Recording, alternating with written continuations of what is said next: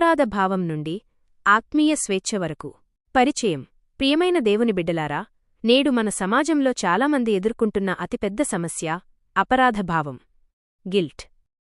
ఇది ఒక మనిషిని లోలోపల కాల్చివేసే నిప్పులాంటిది. కొందరికి ఇది ఒక శత్రువులా వెన్నాడుతుంటే, మరికొందరికి అది తమను తాము సరిదిద్దుకునేలా చేసే స్నేహితునిలా పనిచేస్తుంది. బైబిల్ ప్రకారం అపరాధభావంలో 2 రకాలు ఉన్నాయి. ఒకటి, మనల్ని దేవునివైపు నడిపించే దైవ చిత్తానుసారమైన దుఃఖం. రెండవది, మనల్ని నాశనం చేసే లోకసంబంధమైన దుఃఖం. 1. వాస్తవమైన అపరాధం వర్సెస్ కృత్రిమ అపరాధం. మనం దేవుని ఆజ్ఞను అతిక్రమించినప్పుడు మనస్సాక్షి మనల్ని గద్దిస్తుంది. అది వాస్తవమైన అపరాధభావం. దీనివల్ల మనం పాపాన్ని ఒప్పుకుని దేవునివైపు తిరుగుతాం. పాత నిబంధనలో దీనిని అషాయ్ అని పిలిచేవారు, అనగా తప్పు చేశామని గుర్తించి దానికి పరిహారం చెల్లించడం. అయితే సాతాను మనపై మోపేది కృత్రిమ అపరాధభావం.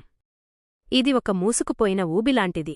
నువ్వు దేవునికి పనికిరావు, దేవుడు నిన్ను ఎప్పటికీ క్షమించడు అని సాతాను మన హృదయంలో అబద్ధాలను విత్తుతాడు. పరిశుద్ధ గ్రంథం 2 కొరింథీయులకు రాసిన పత్రిక 7వ అధ్యాయం 10వ వచనంలో చెప్పినట్లుగా, దైవ చిత్తానుసారమైన దుఃఖం మారు మనస్సును కలుగజేస్తుంది, కాని లోక సంబంధమైన దుఃఖం మరణాన్ని కలుగజేస్తుంది. 2. సాతాను స్వరాన్ని గుర్తించడం. నేటి పరిస్థితుల్లో సాతాను మనల్ని నిరంతరం నిందిస్తూ ఉంటాడు. వాడు మన గతాన్ని గుర్తుచేస్తూ మనల్ని భయపెడుతూ ఉంటాడు. నువ్వు ఇంకా బాగా చేసి ఉండాల్సింది, నువ్వు ఎంత ప్రార్థించినా నీ పాపం పోదు అనేవి సాతాను మాటలు. కాని దేవుని స్వరం ఎప్పుడూ ప్రేమతో కూడినది.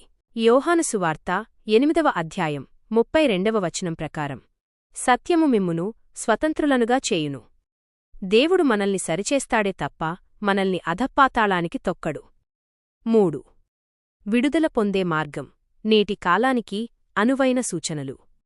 అపరాధభావం నుండి శాశ్వత విడుదల పొందాలంటే మనం ఈ క్రింది పనులను చెయ్యాలి. పాపమును ఒప్పుకొనుట. మనం మన తప్పులను దాచుకోకూడదు.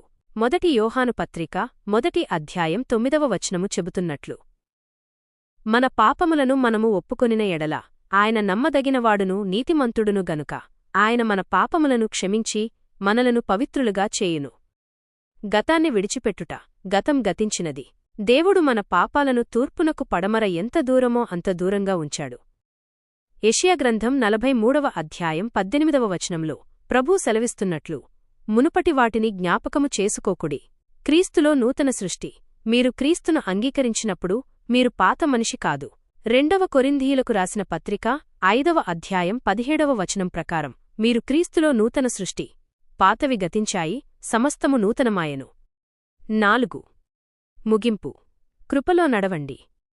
దేవుని బిడ్డలారా, అపరాధ భావన అనే చెరసాల నుండి బయటకు రండి. సాతాను వేసే నిందలను యెషయా గ్రంథం 54వ అధ్యాయం 17వ వచనముతో ఎదిరించండి. నీకు విరోధముగా రూపింపబడిన ఏ ఆయుధమును వర్ధిల్లదు. మన జీవితాలను క్రీస్తుకు అప్పగిద్దాం. మనం చేసే పనుల వల్ల కాక ఆయన శిలువమీద కార్చిన రక్తం వల్ల మనకు విమోచన కలిగింది. రోమీయులకు రాసిన పత్రిక 8వ అధ్యాయం 1వ వచనము ప్రకారం, క్రీస్తు యేసునందున్న వారికి ఏ శిక్షావిధియూ లేదు.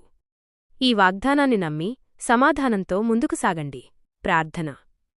పరిశుద్ధుడైన తండ్రి, అపరాధభావంతో కుమిలిపోతున్న ప్రతి బిడ్డకు నీ క్షమాపణను, నెమ్మదిని దయచేయండి. సాతాను అబద్ధాల నుండి వారిని విడిపించి నీ కృపలో స్వేచ్ఛగా జీవించే భాగ్యాన్ని ప్రసాదించండి. క్రీస్తు నామములో ప్రార్థిస్తున్నాము పరమతండ్రి. ఆమేన్.